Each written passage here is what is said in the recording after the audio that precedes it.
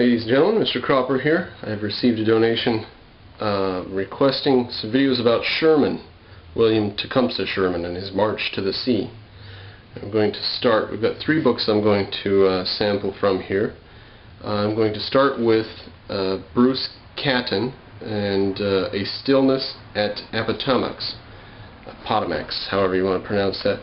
Oddly enough, 3 quotes that I've chosen out of this book are in sort of like reverse order. I have to start on page 329, then I'll go to page 269, and lastly to page 59.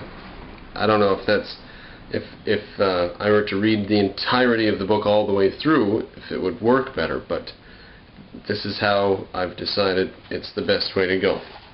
In reverse order of how the book presents the material. Maybe that's his fault, I don't know.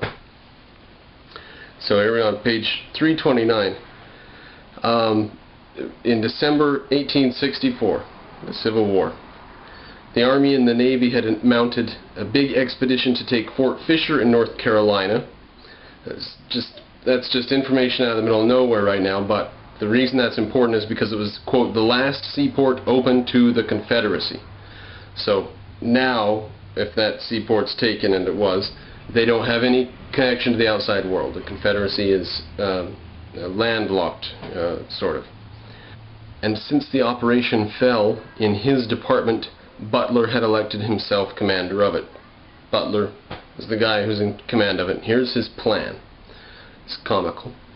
He planned to destroy the fort by exploding a ship filled with powder as close to the ramparts as possible. Did explode it at dead of night, damaging the fort not at all, making in fact so little impression that the defenders vaguely supposed that a Yankee boiler had burst. You know, a boiler is the steam vessel on the part that holds steam pressure in a steam engine on steamships or steam engines, railroad steam engines. And once in a while they would explode. They're riveted together. So they thought, well, boiler's gone out. Butler then got troops ashore, grew discouraged, ordered them back aboard ship again, and sailed away, reporting that the fort could not be taken. This was his last act. Porter told Grant, Porter's just this other guy on the scene, the admiral on the expedition, he told Grant that we can take the fort any time if we send a competent general. Let me skip a little bit. And Grant relieved Butler of his command and sent him back to Massachusetts. Another expedition went out. Fort Fisher was captured, and the Confederacy was sealed away from the outside world. Okay, so this is an important battle that begins the end of the war. It's the beginning of the end, as it were. Seal them off from the outside world so that their economy has to be completely self-sufficient. Then start slugging. Now, from here, for the next just little bit here, is very interesting, but it's not necessarily essential to the story. But just listen to this interesting stuff. Sherman beginning to come north from Savannah, and for the Army of the Potomac, it was a winter of rising confidence. There was hope in the air, wrote a veteran of the VI Corps, the 6th Corps, pardon me. All were beginning to feel that the next campaign would be the last.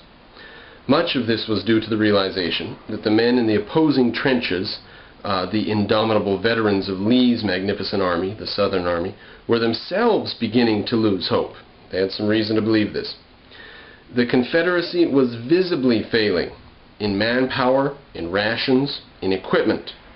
A Union man in Fort Hell, peering through the wintry air, saw a stooped, ragged Confederate detail marching out to relieve the picket line and wrote, "I could not help comparing them with so many women with cloaks, shawls, and double bustles and hoops, as they had thrown over their shoulders blankets and tents, which flapped in the wind." So to him it looked like a ragtag army that was not in good shape. An officer of the day on the 6th Corps front recorded that 40 deserters had come into his lines in 48 hours. That's almost one every hour. And he said that this was about average. Quote, "If we stay here, the Johnnies will all come over before the 4th of July." End quote. To another Union officer, the starved and wan appearance of the deserters proved that the Confederacy was on its last legs. So things are looking good. They've sealed them off from the outside world. They outnumber Lee's army. In the lines facing Richmond, Union pickets one night heard a great hallooing and cursing from a swamp out in front, and they crept out and rescued an indignant rebel conscript who had got stuck in the mud while trying to desert. They took him to their campfire and found that he was fat, 60, and a man who ordinarily wore a wig, spectacles, and false teeth, but who had lost all three while floundering in the mud. They dried him off and gave him coffee. He drank, looked about the circle, and began to curse the Confederacy. Here's the funny part. He cursed it individually, from Jefferson Davis and his cabinet down through its Congress and public men to the lowest pothouse politician who had advocated its cause. He cursed its army, from General Lee down to an army mule. He actually cursed a mule. He cursed that army in its down-sittings and its uprisings, in all of its movements, marches, battles, and sieges. He cursed all of its paraphernalia, its artillery, and its muskets, its banners, bugles, and drums. He cursed the institution of slavery, which had brought about the war. And he invoked the direst calamity, woe and disaster upon the Southern cause and all that it represented. Now, I do want to back up to that one sentence there. He cursed the institution of slavery, which had brought about the war. Interestingly enough, the soldiers back then knew that slavery was what the war was about. But some dim-witted boneheads today have forgotten that, and they believe the war was about something else. Lollipops or states' rights or something. No, it was about slavery, and people at the time knew it.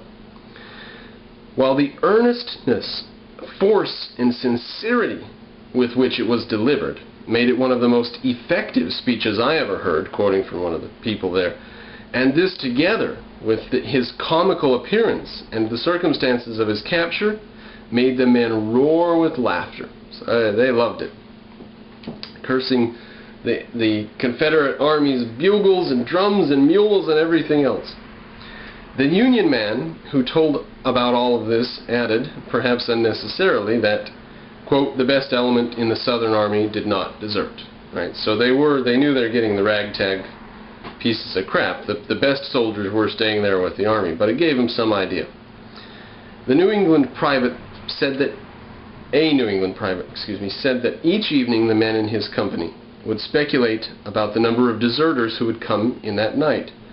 Quote, the New England private, quote, "The boys talk about the Johnnies, as at home we talk about suckers and eels. The boys will look around in the evening and guess that there will be a good run of Johnnies." End quote. Sport at the end of each day. How many's coming over today? Heavy firing on the picket line was always taken to mean that the enemy was trying to keep deserters from getting away.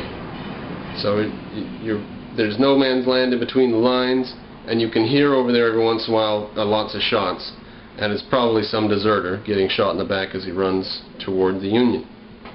Many deserters were willing to enlist in the Union Army, and before 1864 ended, it was ordered that all such should be sent west to fight the Indians.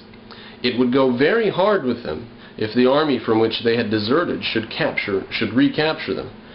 When these men talked about the Southern cause, it was said that they would remark, "It was a rich man's war and a poor man's fight."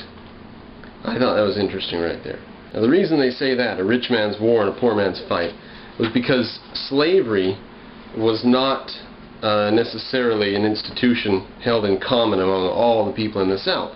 Actually, only about 5 or 10% of the people in the South owned slaves. Most people were too poor to own slaves. A slave cost back then $200. Readjust that to money today, and you're talking $50,000. Slaves were extraordinarily expensive. So it was in the age before machinery was as affordable, and slavery was necessary.